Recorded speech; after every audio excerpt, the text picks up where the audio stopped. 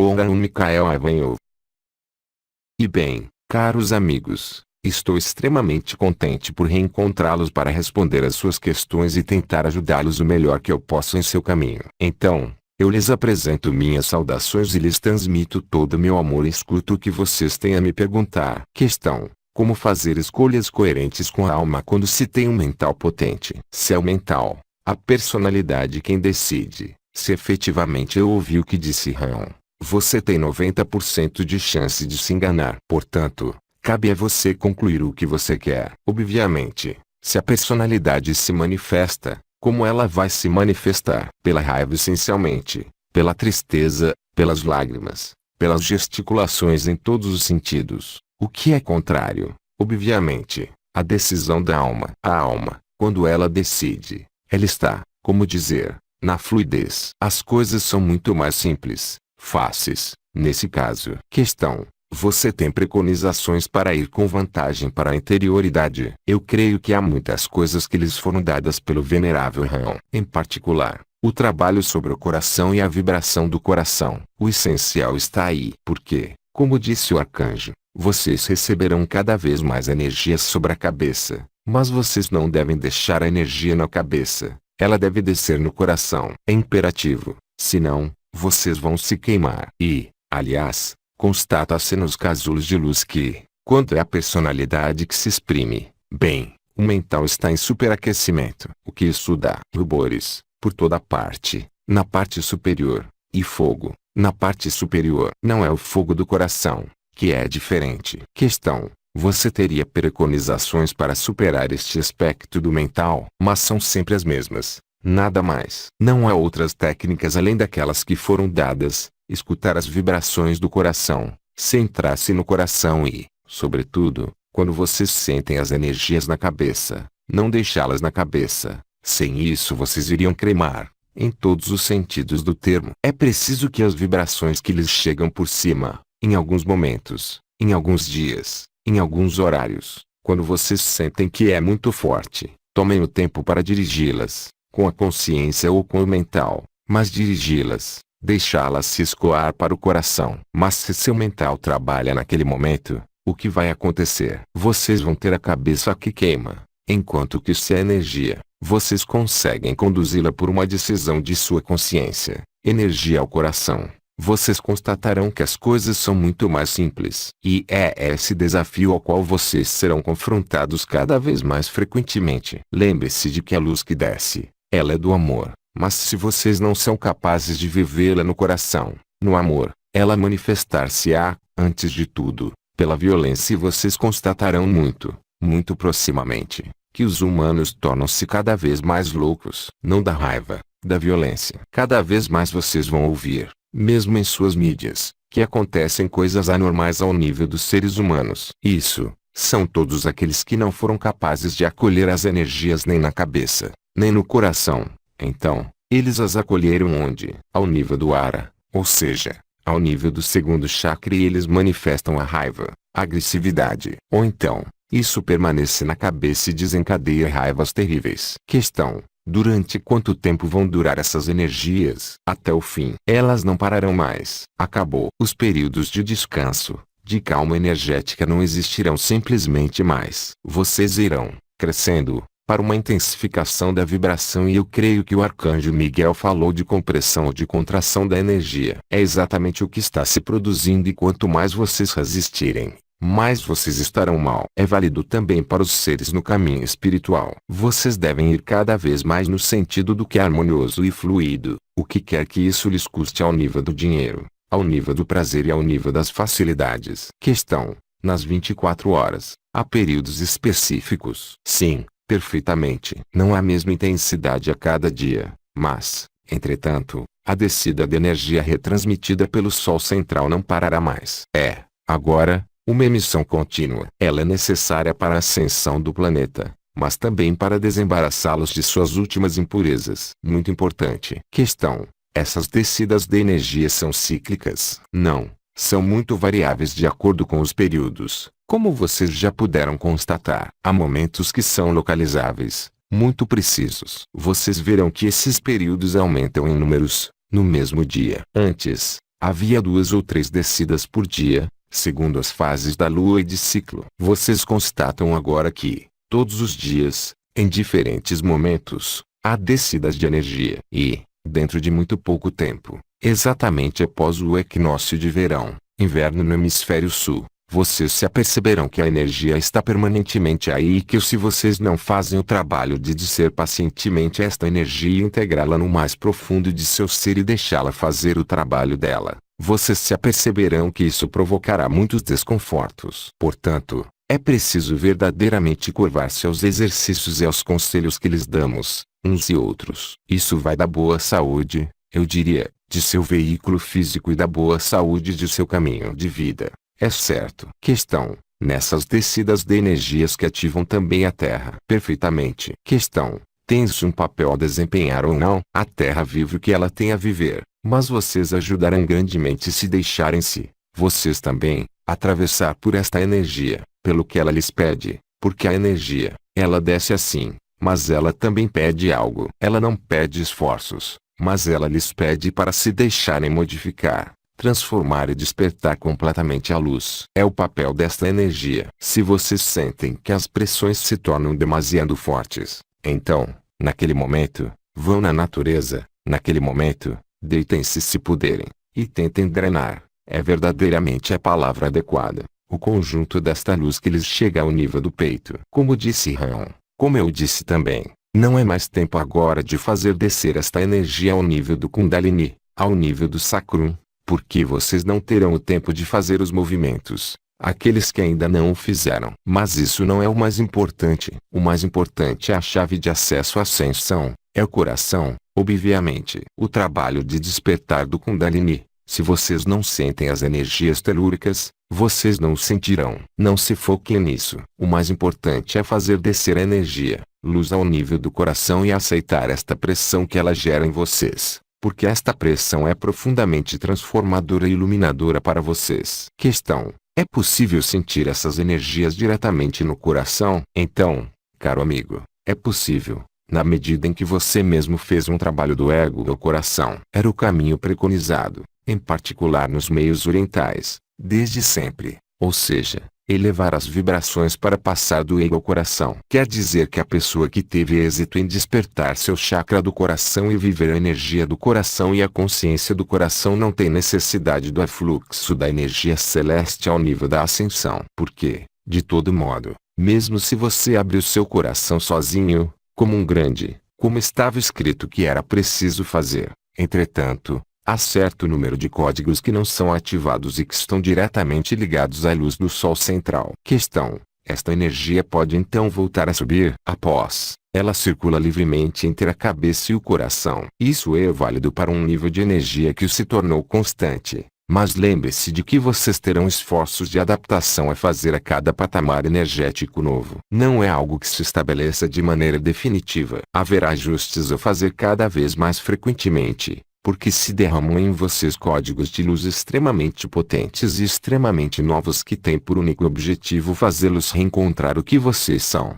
inteiramente: corpo, alma, espírito, personalidade, alma, espírito. Portanto, há ajustes permanentes. Questão: quando se lança, jovem, numa atividade profissional, como descer em consciência a energia da cabeça ao coração? Então, cara amiga, a vantagem das pessoas que são jovens é que elas são mais maleáveis. Os jovens que estão abertos, hoje, à energia, podem trabalhar ainda. Mas virá um momento, não se enganem, provavelmente após o verão, inverno no hemisfério sul, em que vocês deverão escolher também entre seu trabalho, que, no entanto, os une, e a espiritualidade. Pelo momento, nas jovens idades, há a possibilidade de trabalhar ao mesmo tempo vivendo essas energias. Questão: as vertigens podem estar ligadas à energia completamente. As vertigens, as faltas de ar, as dores de cabeça, os furúnculos, as infecções, as verrugas, tudo o que surge em vocês está ligado ao trabalho das energias. Questão: quando se sente já no amor frente à natureza, aos outros, o que desenvolver mais? Então, a resposta é muito simples, cara amiga. Quando você diz que ama alguém ou uma pessoa, quando você diz que ama verdadeiramente, é o mental quem fala. Em contrapartida, Quando você olha uma flor ou um estrangeiro ou alguém de sua família e se sente invadida por um sentimento indizível de vibração de amor, aí, você está no amor. Mas eu creio que 99,99% dos seres humanos, quando falam de amor, não compreendem do que eles falam. E eles falam de posse. Eles não falam de amor. O amor não é um conceito. Como ensinou Han, e como eu ensinei em minha vida, vocês podem dizer que amam o universo inteiro. Mas isso não engana a luz. Porque se vocês amassem o universo inteiro, vocês passariam sua vida como a grande Mahananda Moe, em permanente êxtase, em permanente intase, em permanência numa alegria inefável. Então diga-me, quando você diz que ama, você sente isso? Não deve confundir o amor expresso pelas palavras ou o sentido pelas palavras e o amor de que eu falo, que nada tem a ver com o amor no sentido humano. Vocês podem provar uma compaixão para muitas coisas. Vocês podem sentir o sofrimento de um ser e mesmo compartilhar, e mesmo tomar o sofrimento dele sem, no entanto, estar no amor. O amor de que eu falo é um estado de ser vibratório além do humano, além da dualidade que se manifesta pela transcendência, a imanência e a alegria. E isso apenas é possível a partir do momento em que a vibração do amor se instalou e não de outro modo. De outro modo é apenas o mental e a ilusão. Questão: esta ativação dos códigos vai continuar nos próximos 3 anos. E por que você fala de 3 anos? Quem disse isso? Ninguém sabe quanto tempo isso vai durar. O que sabemos, nós, lá em cima, é que está eminentemente próximo. Ninguém pode saber, apesar do início em uma data precisa que lhes deu Miguel. E vocês observam tudo o que acontece sobre a Terra. Vocês observam todas as bobagens que saem de vocês. Vocês observam suas verrugas, suas infecções, seus fungos, suas dores. Tudo isso são saídas. O que deve se eliminar e, a Terra, ela vive a mesma coisa. Ela elimina o que é do domínio da sombra. Então, obviamente, há adaptações, ajustes. É preciso aceitá-los. Lembre-se de que não são doenças evolutivas que vocês vivem, mas verdadeiras transformações que, por vezes, colocam o corpo físico em rude prova. Não é? Era a questão ou não era a questão? Questão: todos esses códigos são ativados. Não, não todos. Questão: como isso vai acontecer? Vocês saberão que todos os códigos estão ativados quando virem fenômenos cósmicos sobre o conjunto do planeta. Vocês viverão durante todo o ano micélico o transbordamento dos elementos sobre a Terra, mas também dos elementos da luz ao nível que vem do cosmos, seja de seu Sol ou de outros planetas. Tudo isso está em curso. Tudo isso se manifesta nesse momento, para o que vai responder à loucura dos homens, daqueles que não estão despertos à sua dimensão espiritual e daqueles que recusam a dimensão espiritual porque é a escolha deles e estes devem viver as consequências de suas escolhas. Assim como vocês vivem as consequências de suas escolhas. Vocês poderão apreciar o tempo que resta para esta terceira dimensão, em função do nível e da intensidade do que viverão os elementos terrestres, em resposta à ativação micaélica. E eles apenas começam. Há vários vulcões que se despertam. Eu lhes disse,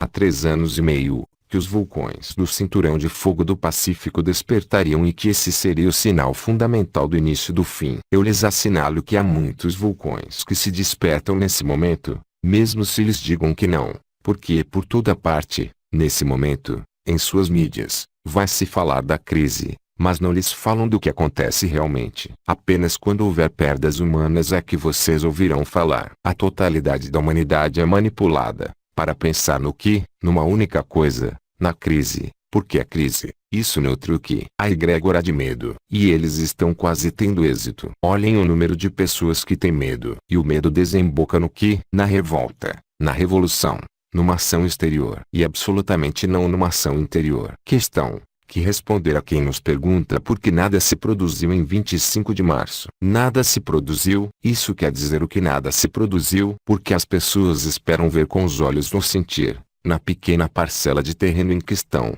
ver o apocalipse se desenrolar sob os olhos. Mas eles não estão ligados na realidade do que acontece. Eles estão ligados na esperança de um fenômeno que vai transformá-los e que vai retirá-los deste planeta que vive no medo. Mas isso traduz os próprios medos deles. Questão: então, como responder o melhor possível? Mas as pessoas não são estúpidas. Elas veem efetivamente o que acontece na Terra. Há os que não querem ver, que colocam a cabeça no buraco. Vocês veem, efetivamente, tudo o que acontece ao nível dos elementos. Você vê, efetivamente, o reforço de tudo o que acontece ao nível da natureza. Vocês veem, efetivamente, mesmo que não vejam olho nu, basta olhar, enquanto ainda há meios, ao nível eletrônico, vocês chamam isso de internet, eu creio. Há os meios de ter informações reais e suposições, mas vocês não as terão nos jornais. Eles vão lhes falar da crise de nada mais e cada vez mais. Eles querem afastá-los do que acontece ao nível da Terra. Não se esqueçam de que as forças das sombras se alimentam do medo, antes de tudo,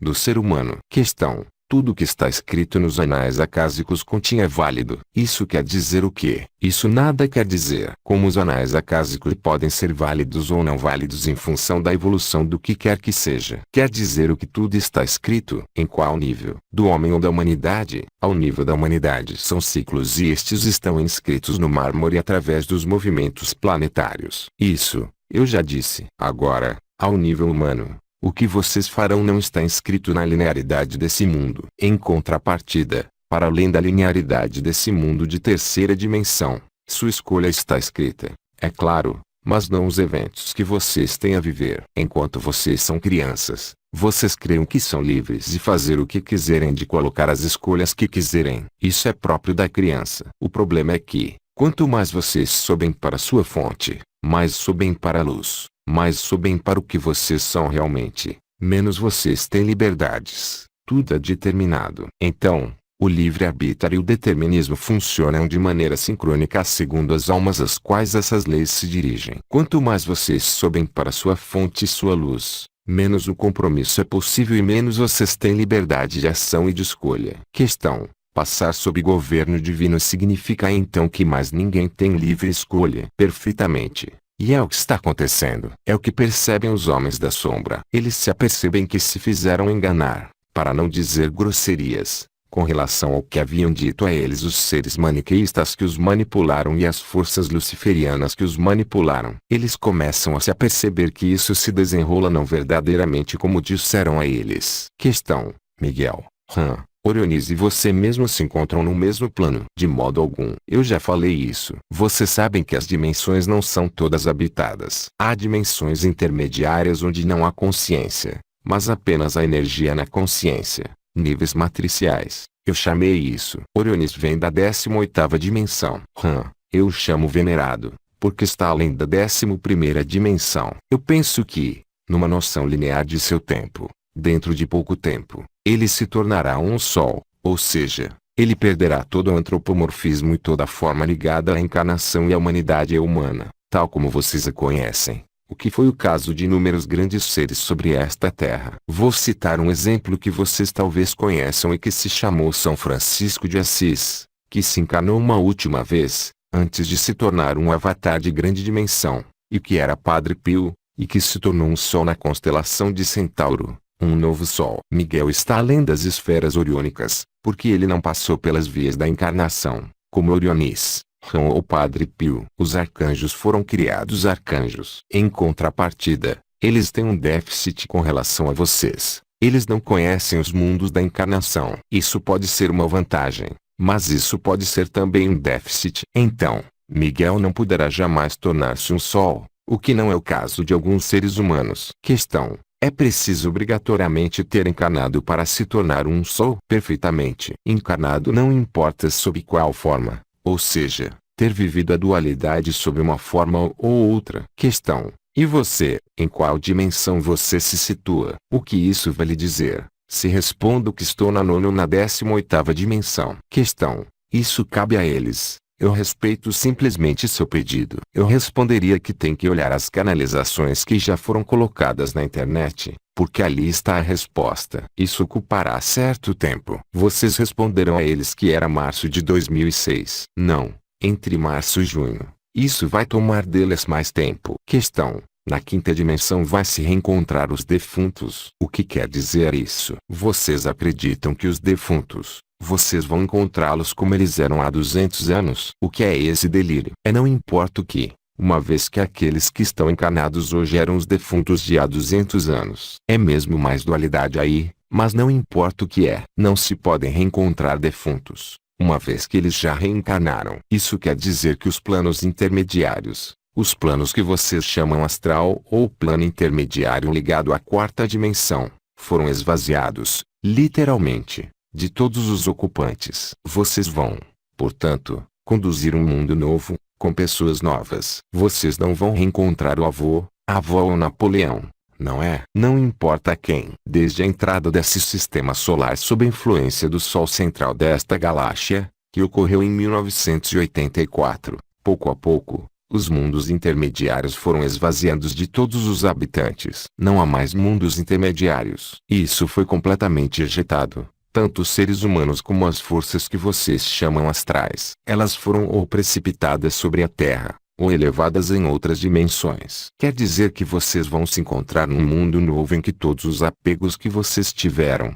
a família, os laços afetivos, na quinta dimensão não existem absolutamente. Todos os seres com quem cruzarem serão seus irmãos e suas irmãs. Não há mais noção, tal como vocês entendem, de família, de fixação a uma linhagem, a não ser sua linhagem espiritual. Todos os fundamentos de sua vida em terceira dimensão não existirão simplesmente mais. Portanto, vocês não poderão reencontrar tal ou tal desencarnado como vivenciaram as pessoas que fizeram experiências às portas da morte. Isso nada mais tem a ver. Imaginem eu, quando eu parti do outro lado e reencontrei meu mestre, Bença, e vi que não era Bença, mas algo de muito maior. Vocês pensam que eu me recordei das lembranças do que nós vivemos? Não, eu vi a luz que emanava deste ser e o plano dimensional em que ele estava, bem além do meu, e, no entanto, eu me comunicava com ele. Mas a experiência e a emoção ligadas à dualidade não tinham mais qualquer espécie de importância em nossa relação. Era uma relação de amor,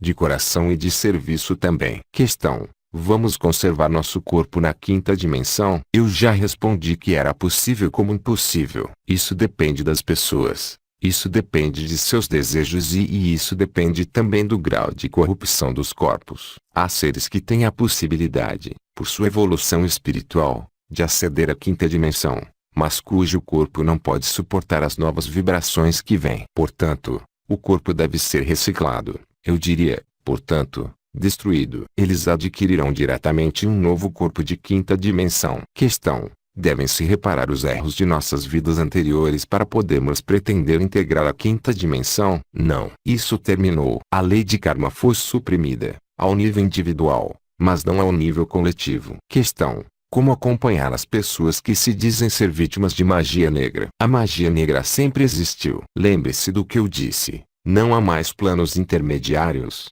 Portanto, a magia se opera imediatamente. Se você emite um mau pensamento para com alguém, há imediatamente uma entidade que vai seguir o caminho. Mas não há necessidade de magia negra para viver o negro que vocês vivem sobre a Terra nesse momento. Se fosse há 20 ou 30 anos, eu lhe teria respondido que era preciso fazer rituais de exorcismo. Mas se hoje você faz isso, você provoca a dualidade da pessoa, mas também a sua. Portanto, vocês devem ser capazes de transcender isso pela potência de sua vibração. Nesse caso, essas entidades não podem permanecer. Elas são dissolvidas, se estão no astral. Agora, se é um trabalho de magia feito por uma pessoa sobre outra pessoa, não é de sua competência e, se lhe pede ajuda, naquele momento, sobretudo não se lance mais nos exorcismos. Não é mais válido. Você deve, unicamente, ajudar a pessoa pela vibração de sua luz. Em outros termos, não se pode mais conjurar a magia,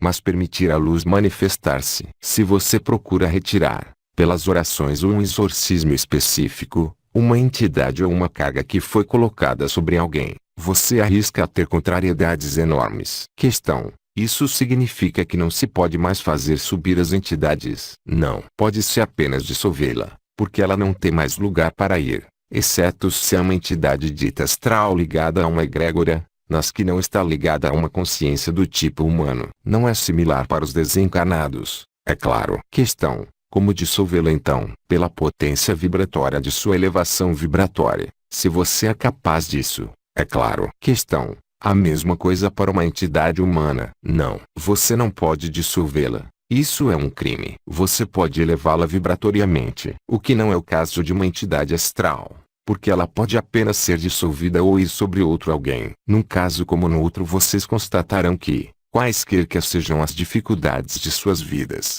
de suas escolhas, de suas decisões, vocês apenas resolverão isso pela elevação da vibração e por nada mais. E esse é o grande desafio porque, frente a alguns eventos, vocês terão vontade de entrar na reação, seja no interior de uma família, de um grupo social, de uma tribo ou de um país. Isso seria um erro catastrófico. É por isso que Hawley desenvolve cada vez mais o trabalho sobre o coração, porque, enquanto vocês estiverem na reação, mesmo se ela é justa, vocês manterão sua própria dualidade. Questão: se o karma está dissolvido, o que é das relações kármicas? Então, elas se dissolverão quando o DNA que criou sua vida for substituído pelo DNA espiritual, com um número de fitas muito mais importantes. São relações que se pode chamar kármicas, mas são, sobretudo, relações de implicação de vida ou de nó kármico, se querem. Mas a noção de karma, quando eu digo que ela não existe mais, isso não quer dizer que o karma não exista mais ao nível individual, senão vocês não estariam mais aí. Isso quer dizer que todas as ações que vocês geram hoje ou provocam um karma, mas que será válido na condição de que vocês voltem na encarnação num próximo ciclo de vida, ou são dissolvidas diretamente pela eliminação de suas obscuridades ao nível do corpo. Em contrapartida, o karma coletivo, vocês ainda não ouviram falar. É aquele que se manifesta agora, pelo qual o conjunto da humanidade deve passar. Questão: isso significa que seremos então ainda confrontados a problemas de relação kármica? Perfeitamente. Em particular nas relações mais tenazes que existem na humanidade, ligadas ao DNA físico, que é a noção de linhagem familiar. O único modo de ali escapar é entrar na linhagem espiritual. Questão: quantas dimensões existem no total? A resposta é indefinida. Por quê? Porque o plano do Pai evolui permanentemente. Há certo número de dimensões que foram criadas,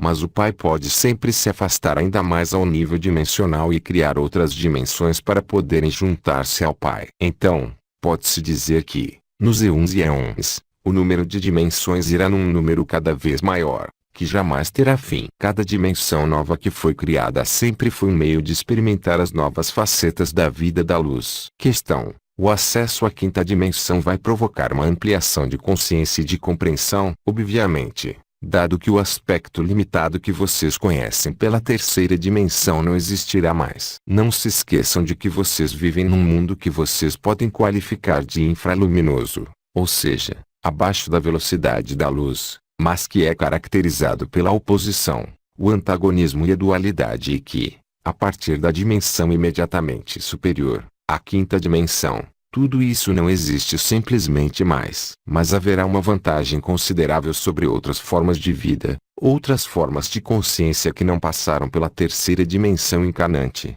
Haverá uma força efetivamente suplementar a esses seres. O que faz com que, em seu programa evolutivo como humanidade terrestre, vocês cruzarão os limiares de consciência que os farão aceder a dimensões diferentemente superiores da quinta dimensão e muito mais rapidamente do que aqueles que não conhecem a dualidade. A dualidade foi um sacrifício importante decidido pelos grandes seres. A encarnação lhe permitiu experimentar o sofrimento, mas não unicamente. Tudo o que é oposição. Em todas essas oposições e esses sofrimentos fizeram crescer o que? Sua força, mesmo se vocês não a vejam ainda. Questão: é importante viver hoje os despertares de memória de vidas passadas. Qual é o interesse de despertar memórias? Apenas se revela, atualmente, o que é importante para vocês. Seus potenciais espirituais são ligados à sua fonte e à sua origem de alma, que são ligados à sua filiação espiritual e, em caso algum, às suas vidas passadas. Exceto para alguns seres que tiveram vidas que eu qualificaria de essenciais para este planeta, que reencontrarão memórias porque é importante, neste período de fim, que eles reencontrem os potenciais que tinham inicialmente. Mas isso é muito raro, não é? O mais importante não é reencontrar memórias de encarnação, mas suas memórias espirituais, suas memórias de filiação espiritual. Isto é o mais importante, porque é aí que se encontra o futuro e não no passado. Questão: reencontrar as memórias permitiria justamente reencontrar os potenciais? Não.